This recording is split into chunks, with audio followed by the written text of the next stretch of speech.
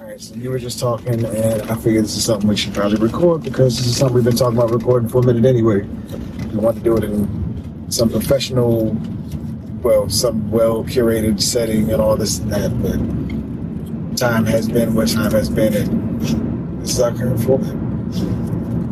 So, do you want to continue the point that you were making? I was asking you what bodiesification is and what you really want it to be, not what you think it has to be and what you think it should be, and what do you think you can honestly commit to, what do you really want to commit to, and what would make it a project that you're passionate about committing to working on? Is that where we were, and is that a fair question?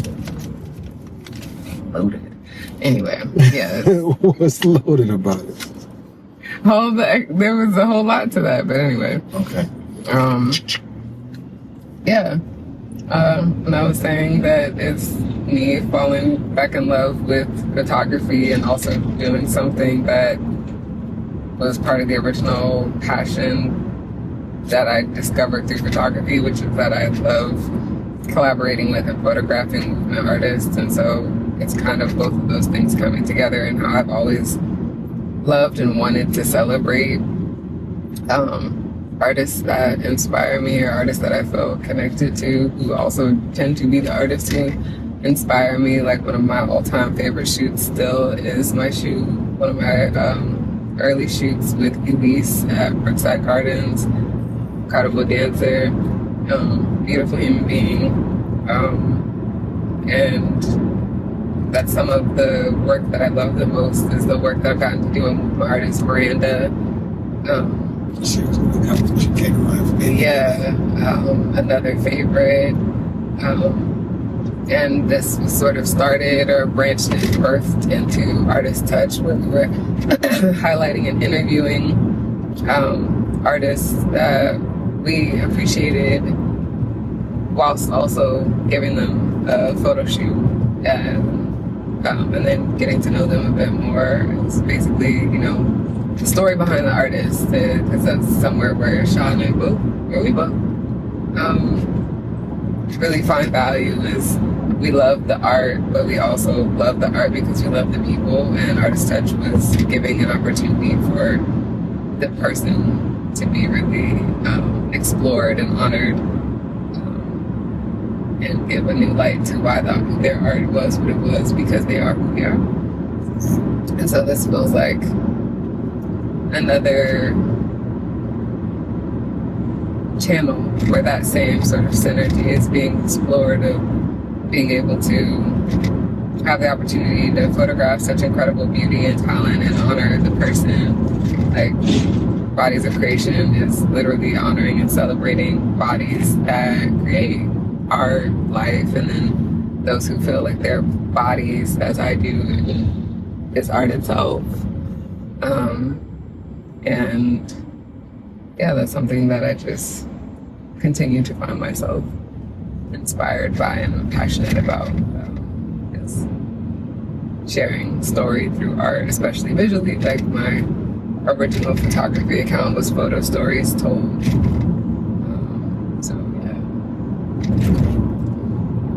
So, starting out, as far as phases, that's something in the plan, is something that you're still kind of figuring out, but just knowing what you want to do is the most important part. Are you thinking that for right now you just want to focus on the photography aspect? Are you thinking that you want to focus on the interview aspect? Are there phases for when you'd like to do each different thing? Like, would you rather just start with photography and just stick with that for a minute until you find a groove, and then together, or any thoughts on that, along those lines yet? I'm trusting the flow. It's photography right now, but I've talked to Faith. Shout out to my partner in crime, Faith, who has agreed to be the other main co-host outside of you to Bodies of Creation. Mm-hmm. And we yap a lot very easily. So I'm pretty sure, like, as she's getting settled, because she's also entering a new chapter of her life, and I'm so proud of her and happy for her for, like, really, like, walking into that motherfucker, like, big faith. Yeah. And so yeah, I don't think the podcast, the interview series, is going to be too far. behind, and the series will focus around all kinds of conversation around movement arts and the behind the scenes of movement arts. She's an instructor, so we'll be exploring the behind the scenes as an instructor, from an instructor point of view, from a student and newer student's point of view. Celebrating 8 going on 9 months in my aerial practice. This is probably outside of like theater and dance, probably the thing, and photography, the thing that I've been like the most committed to in my life outside of my marriage. Word. With consistency, is aerial, and been so like head over heels, like in love and committed to it. Yeah. No, this has been, in all the time we've been together, this has been the thing that I've been like, oh yeah, I see you pour into this naturally, automatically. This is your passion, place, and point. That's really like why I think it's so important for you to focus and stay focused in that space and not be too worried about too many other things and distracting, trying to figure out other things, because it seems like, they say if you love what you do, you never work a day in your life. I see opportunities and something coming from this. It's just about figuring out how to narrow your focus and where to place your focus in the spaces, I believe, where I would like to encourage you just to Me too. direct your energy. So, cool. All right. So for right now, and when it comes to photography, I think it's important to say it out loud and, put it on the record too. Put it on the record. Right?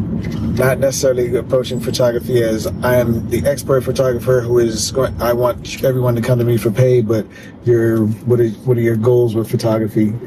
I don't want to put words into your mouth. I was going to kind of summarize, but I think it's going to be best summarized by you, based on our conversations. By no means coming at it as an expert, but just as someone who's been passionate about photography my whole life, and was something of kind of like a prodigy, maybe, like just out the gate, just had some natural instinctive talent. I kind of have found that I've, in many things, and I hear that that's maybe a neurospicy thing, that many neurospicy people have that capacity to the things that they feel drawn to, and they try for the first time, find themselves to some degree adept at it. But yeah, so returning to my love for it, but also using it as a learning experience to grow in an art that I love without the pressure of it having to be bread and butter. And again, as the thing that's always just most important to me is just being able to connect with others. So that's really what makes my heart sing. It's just being able to share space and be in community with fellow artists. Like, that is what has filled my cup the most during this season of returning to movement, in particular through aerial and pole arts, has been the incredible community that I've found myself smack in the middle of, in the way that I have been able to contribute, but also be so held and poured into and encouraged. And so just to continue to build and grow on that. And then getting to have one of my favorite experiences in the world is people getting to see themselves in a way that maybe they don't often. I kind of find with many of my shoots, when people see the photos after, they're just like, wait, this is me. And I'm like, yeah, this is you. You did it to me. And that just feels like something I just continue to feel called to do. It's just like, I feel like if more people saw themselves in light and love and joy and beauty, I think the world would be a different place. And so it feels like my little contribution to bringing and cultivating and seeding for joy and for peace and love. Something you were passionate about before was something we were talking about doing as a business thing, that it's not something we necessarily are doing as a business thing now, but I like the concept and just the name and the wording for it, or the branding that you put on it, was the self-love photo shoots.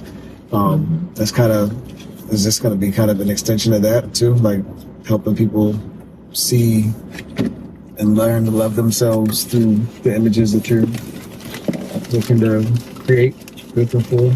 Maybe. Yeah. That's not been an intention that's come up, but maybe. Yeah. Okay. And also, are you looking to experiment and to try different things with the camera that you haven't done before, and to kind of challenge yourself with the camera? Yeah, kind of just like wherever the wind blows. I'm not like intentionally. I don't have a intentional focus yet, except for having fun and just exploring. That's good. And exploring usually leads to learning for me.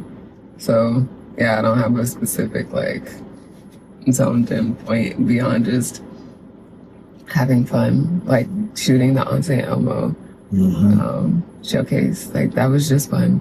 That was literally just fun, and so much magic came out of it, and I wasn't expecting or anticipating anything. I was just once again getting to do something that I like, that I love, and have fun.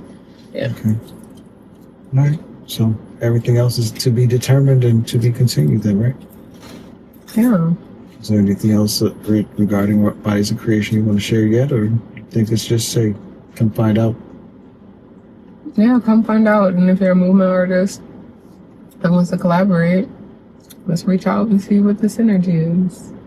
See what the vibes are. I would suggest tips, though. What? Suggest tips. Tips? Yeah, if you want to do something. Oh. You're not, since she's not putting out a price sheet, that's not up front. Just consider, she's taking a leap of faith. She's believing in herself, and some appreciation would be appreciated.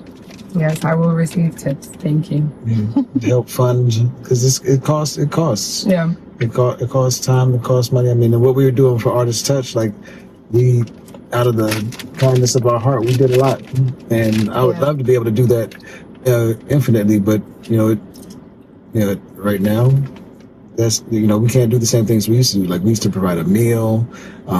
We funded a whole experience. We used to travel to do Artist Touch. Like we went to New York for Artist Touch. We went to South Carolina for Artist Touch. Yeah. Florida, Maryland, at home, DC. So. Yeah, at no cost to any of the subjects. It was something that was just really genuinely out of the goodness of our hearts. And if we can find a funding source that'll enable us to continue doing that for artists, I would love to be able to do that. Yeah.